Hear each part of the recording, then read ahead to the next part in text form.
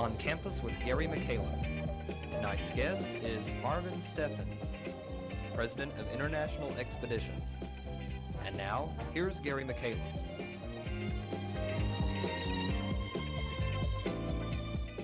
On campus today, we're pleased to welcome Mr. Marvin Steffins, the President of International Expeditions, who has just returned from Turkey and a most interesting visit to Mount Ararat, the site of Noah's Ark.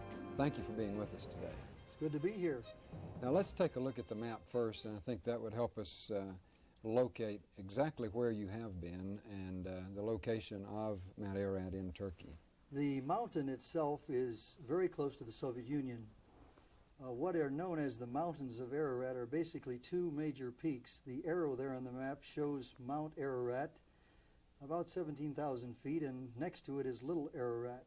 There are other mountains in the area, but basically this is what has become to be known as the Mountains of Ararat, about 5 kilometers from the Araxes River, which is the boundary to Soviet Armenia.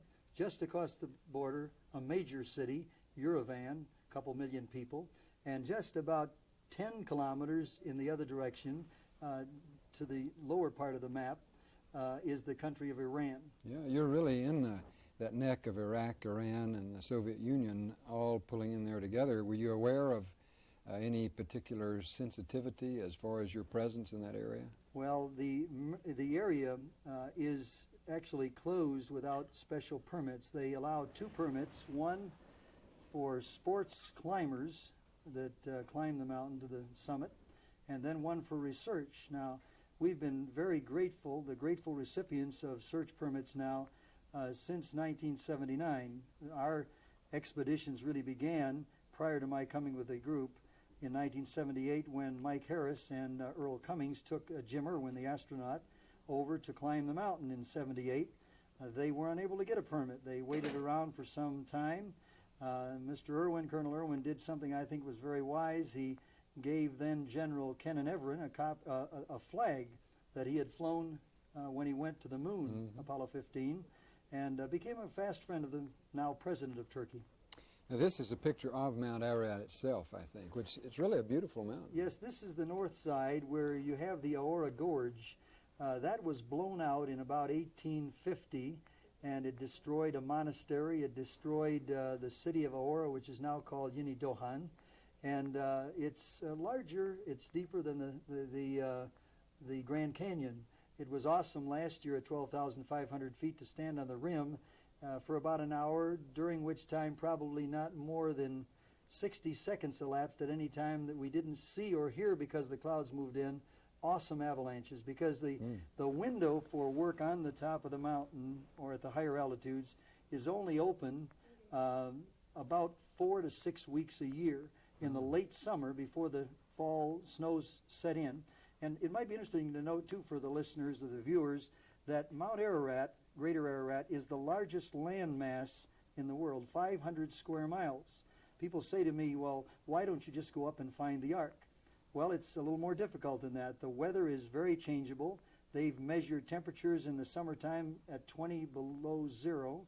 They've measured wind velocity at over 100 miles an hour at the summit. And so we'll be there one day, and for example, the day we came down last year, when we got to the base of the mountain, we looked back and it was covered with snow where we'd had our base camp. This particular trip has gotten worldwide attention, it seems to me. I know it has certainly gotten a lot of press, immediate attention back here in the States, even before you were able to get back to the States yourself. Why do you think your particular trip has gotten so much attention? Because obviously there, as you've already suggested, there have been people who've been making trips to this area and expeditions into this area for quite some time. Well, until recently, the area was pretty much closed. In the last several years, the government has very graciously opened up the area for research for those who are seeking to find, locate the remains of the Ark of Noah. You see, the Ark of Noah is significant not only to Christians. Noah was the father of us all, the Arabs, the Jews, the Muslims, and in the Quran it states the story of the flood and the fact that Noah lived, and we believe, of course, the Genesis record there in chapter 6, that the ark came to rest on the mountains of Ararat. Well, to answer your question, first of all, let me just say that we got our first permit in 1979, and we decided not to go because of the hostage crisis across the border and the very unusual political situation. In 1980, that was 79, 1980, they had some major political changes in Turkey. President Evren, General Evren, became president. And in 1981, we gave consideration to going, decided not to. In 82, we had 3 expeditions. In 83, we had a large expedition. And then this year, now, each of the years, 82, 83, and this year, astronaut Irwin was with us. He is the head of High Flight Foundation in Colorado Springs, Colorado. This year, we had a combined group under our umbrella. I applied for the permits. They were obtained in June. And for not only International Expeditions personnel, but for the Institute of Creation and Research, Dr. John Morris accompanied us with his people. And the plan was for us to use helicopter. Last year, for the first time in 19 years, they allowed us to use fixed-wing aircraft. We flew around the mountain, took a lot of pictures, and followed these up on the ground later on. This year, we had anticipated and had been given approval for helicopters. I went over in May, delivered a letter of request to President Evren requesting the use of a helicopter, and this was granted. There was some concern about the viability of the equipment available. We had asked for a Llama. That's made by Aerospatiale right over here in Dallas, and that has been checked out to over 20,000 feet. When we found out that was not available, quite frankly, we almost aborted the whole plan 2 or 3 days before we left, because Dr. Morris had gotten over there to file the flight plan as they had requested, and the equipment that they were suggesting was a Huey, a Ranger, which would not reach the altitudes we required. Then they said they could obtain an Alouette made in Italy, and so we proceeded. Just prior to leaving, we were blessed with the company of Mr. McCullum from Danville, Illinois, who has his own flying service, and I found out that for 7 years he kept a DC-7 with a helicopter in it, trying to get permit to go over to the mountain. So he came over and he was our consultant. To answer your question relative to why there was a lot of publicity, basically I believe that this, in the first place, it was worldwide this time. Each other year, the major newspapers in Turkey have followed the expedition, mainly because of astronaut Irwin. This year, we decided, because of the fact that we were concerned about the ability of the aircraft that was available making the altitude that was required, and then subsequent to that, a request for very substantial payment of insurance. We deposited funds for the fuel and for insurance for the pilots and third-party insurance. Now, we're just 5 kilometers from the Soviet Union. And as you know, the situation that surrounded the KAL plane that was shot down, when they said that they would require hull insurance or insurance for the aircraft itself, we went to an oil company, friends of ours, Roy Huffington in Houston has Huffco Oil over there. They've been very helpful, very kind to us. And we checked out and found out they had rented or leased helicopters from the military, but never in an area like we went in. They had never had to pay. That was waived, the hull insurance. So we went to their insurance company. We arranged for the policies for the third-party insurance and for the pilots. But we found out in checking with their people in London, I believe it was Lloyd's, that the cost for 4 days would amount to about 300 million lira, or about $25,000. And so we decided it just wasn't wise, not only for the cost that might have been put together. In fact, we contacted some very prominent people in this country, and I might add right here that we go on these expeditions because people are interested in what we're doing and give. We have a tax-deductible basis for receiving gifts, and this year one of the prominent groups was Crown International in Elkhart, and we contacted several others during those hours, but we felt that the cost, coupled with the fact that there was some question about the viability of the aircraft being able to go as high as we wanted to go, that we would defer it until later. And we have another plan we're going to submit to the government, perhaps providing a helicopter to the military at a very special price. Now, the thing that ticked off all of the world publicity was someone in the press corps suggesting that I said that we had found the Ark of Noah. Now, I think you have a picture here, if you want to put it on, of the actual object of our visit. It's a particular formation that was actually found through some photographs that were taken by U2 for NATO back in '59.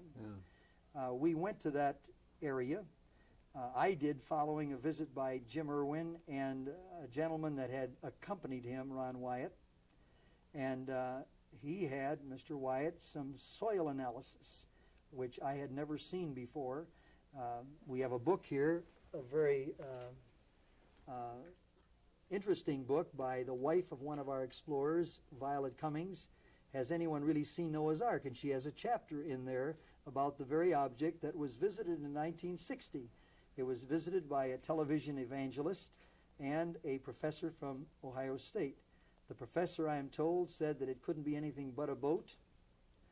The evangelist did some digging around and even used some dynamite, I'm told, which isn't the best approach for archaeological investigation, but in any event, he was looking for some petrified wood. He found none, and so he announced to the world that it was not the Ark of Noah. Excuse me, but this is the picture that you were talking That's about. right. We have it. Put it on camera there if you like. There. And you'll see there on the picture an area about, well, it's the exact dimensions lengthwise of the Ark of Noah as indicated in chapter 6 of Genesis. It's even more pronounced now than it shows in that picture. It not only is location-wise important, but the shape is that of a boat. The size is similar. And then the fourth thing that was important were these soil samples. I saw a sample that had been taken to Galbraith Laboratories in Tennessee, and it showed more than twice the amount of carbon than any other samples taken in the area. Well, that interested us enough to go out to see it. But more than that, and we didn't want to talk a great deal about this in Turkey because we were given a research permit. Now, there are not many of these given. One group from California went out with a number of explorers, and they were told they couldn't climb because they didn't have the right permit. There were other people out that were refused into the area. We had this permit, so we wanted to be sure we kept to the letter of the law, so to speak, as to what we could do.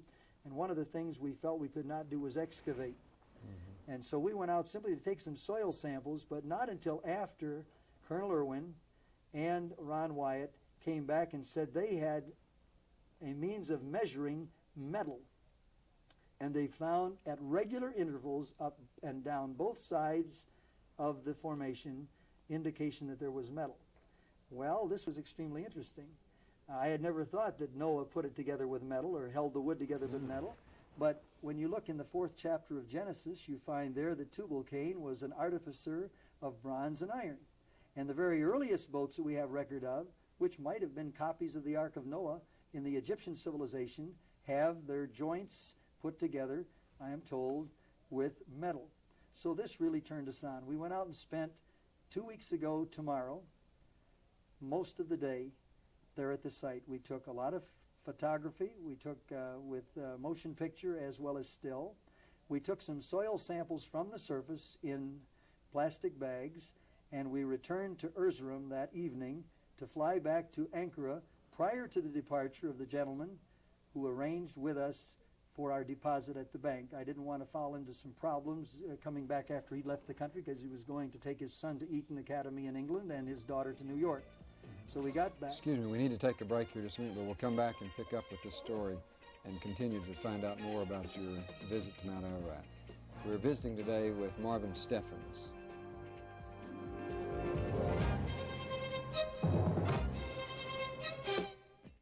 Abilene Christian University began with a handful of students in 1906 as an ungraded space with growth and progress in the state, nation, and world. Today, ACU is one of the largest privately supported universities in the Southwest, with more than 4,500 students from nearly every state in the nation and several foreign countries. In its day-to-day academic process, Abilene Christian University focuses on 2 objectives: people and Christian living. The university statement of purpose expresses, "We educate students for Christian service throughout the world." Here, the spiritual dimension is a way of life, in the classroom and in the chapel. This helps to make ACU a unique place, a place where people really matter. We're back on campus and continuing to visit with Marvin Steffins, president of International Expeditions. You were talking about what the press had said, and that the press immediately began to catch a hold of the idea of saying that you said, "I have found Noah's Ark." Well, we got back, Gary, to Ankara, and we're in the central bank, and we discussed what was being said, that I had made the statement we found Noah's Ark. We had gone to the boat-shaped formation. It was the correct size based upon Genesis 6. It, as I mentioned, there were soil samples that had been tested. It was a high carbon content, and while we never said that, it was stated that I said it, so I called the embassy and asked them please to set up a press conference, which we had the following day at 11 o'clock at the home of Dr. Kasim Gulek. At that point, I made a statement, what we had visited, what we had found, and that we had not suggested that we had found the Ark of Noah, that it would take additional excavation. I explained to those questioning why we hadn't dug, because we didn't have a permit, and unfortunately, over the years, much has been stolen of great archaeological significance from Turkey, and it resides in museums here in the United States, so I can understand their concern. We said we did not dig, but we were going to request permission from Dr. Nurettin Yardimci, who is the director of the museums and antiquities in Turkey, for that permission for next year or for later on. And that was it. And the word went out, but of course the first word was sensational, and it was put out around the world. We then, as according to our plans and reservations, went to Western Turkey to visit another site that we'd requested permission to survey with a view to possible excavation in the future, the ancient city of Laodicea, near Denizli, the present city, and also Alasya here, which is the ancient biblical city of Philadelphia. We were gone a couple of days and returned to Istanbul, and we found when we got there that the press was saying, based upon a report made in New York by one of our expedition people, actually he wasn't involved with our expedition, but he'd been with us, Mr. Wyatt, that he had some, because they had lost track of us, and Dr. Gulek, in whose home we were in for the press conference, he left the country to take his children back to school. So the suggestion was made in the press that we had archaeological artifacts of historical value, and we were quite concerned about this. The next day we met with one of the reporters from Güneş, one of the prominent papers there, and when she heard what had actually taken place, she said, and these were her words, she said, "I believe I've been part of developing a tempest in a teapot." She said, "If you'll give us an exclusive on this, we'll put it in the front page of our paper in tomorrow's edition." And I said, "We'd be most pleased if you would." In fact, I think you may have a copy of the paper there. They did put it in the front page of the paper. And Dr. Adelaide of the University of Virginia, who was with us, explained to her exactly what had happened. And then we went out for visiting the city for the day prior to our departure. We got back in the evening, and the place was full of reporters, and they had said that the situation that had developed was such as to make us reconsider taking any samples with us. And I talked to Dr. Adelaide, and we decided to make a statement to the Associated Press that we would leave our soil samples there in Turkey. And so really the situation got blown a little bit out of proportion, would you say? Way out of proportion. In the first place, the announcement that I had made that we had found Noah's Ark was not correct. We'd been on a ship formation. Second, the idea that we had hidden out with artifacts was totally in error. We had shown the press on Saturday morning what we had. Third, there was a lot of statements reportedly made by Mr. Irwin when he came down off the mountain, because when we left to come back to Ankara, Mr. Irwin and his party had gone up the south face, and Dr. Morris had gone around to the north side of the mountain. And I refused to comment on anything he said, and when we returned to the States, why we were interviewed on national radio, and the things that were reported that he said were not a fact.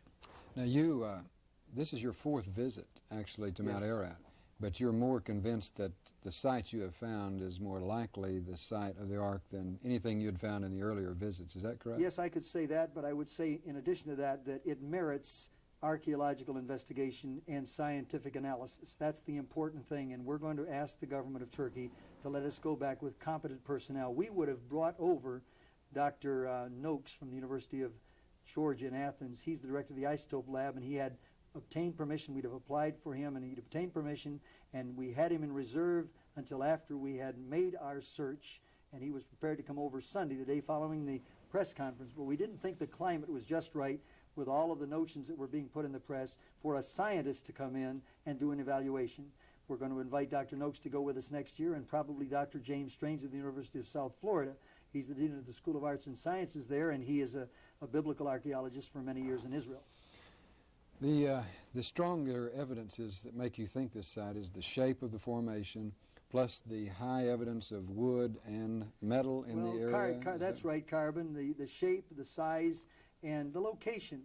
All of these tie together to make it, we feel, a legitimate site to do archaeological work. I'm very excited about that aspect of the thing. There are those, honestly, who feel that it's a clay upthrust in some glacial age, but as you'll note from the picture that I think you had on the camera before, this picture that was taken from U2 for NATO shows a boat-shaped formation, and that's the sort of thing that we feel set this whole thing off when a captain in the military forces of Turkey back in 1959 found this, and subsequently there were a couple of visits which unfortunately we feel the interest was quelled because a statement was made to the effect that there was no petrified wood there in the area. Why had you not found it? Is this picture you were talking about? Let me just go back to this. If you'll go down with the camera just a little bit, if you can move the camera down just a little bit, there you see in the lower left-hand side of the screen, now in the middle, the boat-shaped formation as was taken from a high altitude. That's a high-altitude shot of that. And that was the thing. You see, it's the size of a football field, and it was interesting. Before we left, the Minister of Tourism in charge of this activity made the statement in response to the allegation made by the press that we had artifacts. He said, well, we're sure Mr. Steffins didn't take the whole ark with him. There's a little bit left for us here in Turkey. Why had you not found this site in any of your earlier 3 visits? Well, it's not a matter of finding it. We were led to it. It had been found back in 1959 and 60, but until 2 things happened. One, the idea of soil samples having been tested and showing a very high carbon content, much higher than any other samples taken in the area. That's what led us to go back, and that coupled with the report by Mr. Wyatt and Mr. Irwin that they felt that there was reason to believe that there was metal at intervals in between alongside the side of the formation. Now, the Minister of Tourism announced about 24 hours after we left and had left the samples that they had been tested and that there was no significant historical value to the samples. We're pleased about this. In fact, we hope that people, sightseers and so on, won't go in and dig around, because this is often the case. If someone could find a piece of the Ark of Noah, it would be quite a find. Well, I've got a lap full of papers, mostly Istanbul papers, that indicate that you were on the front page day after day over there. Your picture and Irwin's picture and front page headlines day after day. So obviously it was getting a lot of attention from the press. Well, attention that I don't really believe was warranted, but in retrospect it certainly focused upon the Genesis record, the story of the flood, the Ark of Noah, which essentially the scientific community poo-poos being evolutionary. And we feel that similar to what took place when the Hittite civilization was discovered at the turn of the century. Recall, higher criticism made fun of what the Bible said about the Hittites until the whole civilization was found there in Turkey, and now they have a large museum. Well, we feel if in the providence of God we can find remnants of the Ark of Noah, this will make a profound emphasis in the scientific community, or a profound impact, I should say, and have an influence on the world at large. Where do you go from here now? What's the next step? Well, we're going to make a report, a detailed report for the Turkish government with a request that they allow us to go back and do 2 things. We'd like, 1, to do archaeological work, excavation. We'd like to do that in April so that we can take a report to their annual meeting in Izmir, which is the ancient city of Smyrna, in May. And then we'd also like to have reinstated the permit for a helicopter to use in some areas that have not yet been investigated in the event that this is not proven to be a boat. Now people say, well, if it's a boat, how do you know it's the Ark of Noah?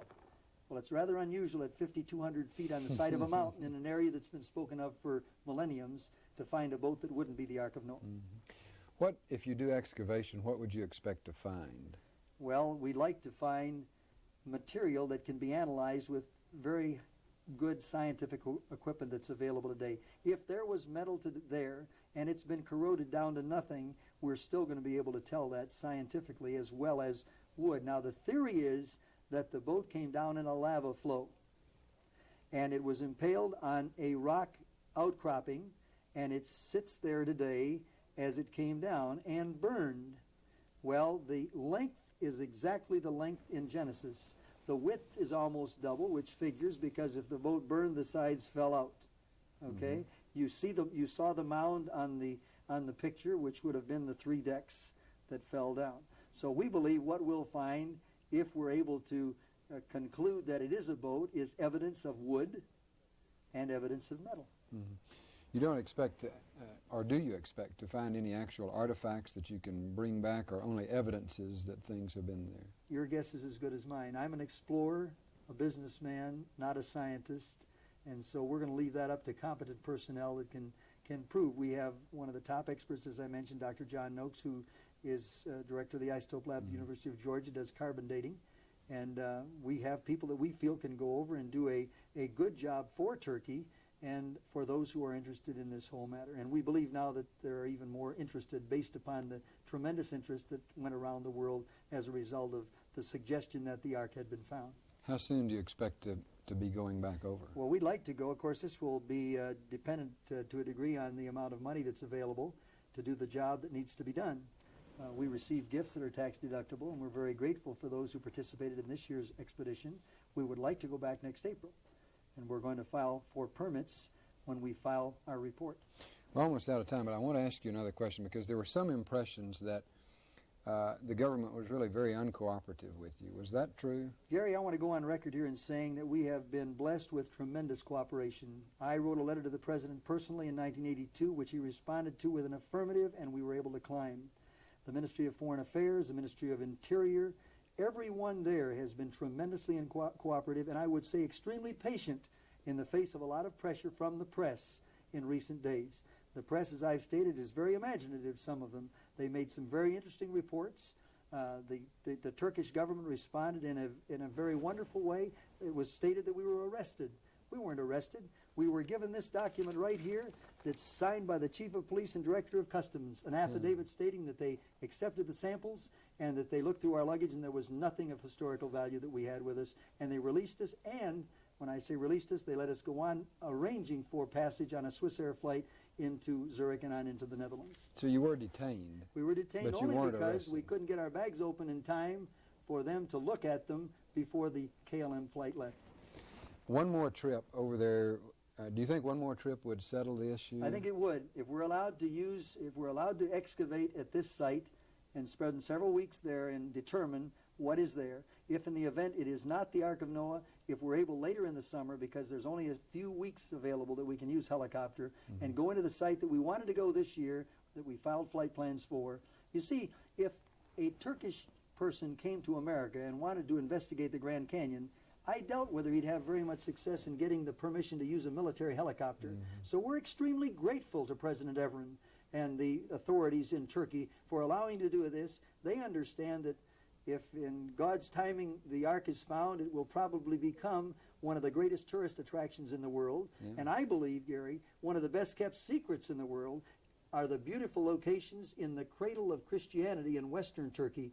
The Israelis use the locations in Palestine to great advantage to promote tourism. I believe that today the same thing could be done, and would like to have a part in promoting this, because I think it's in the best interest of Christians around the world to visit in the footsteps of the Apostle Paul.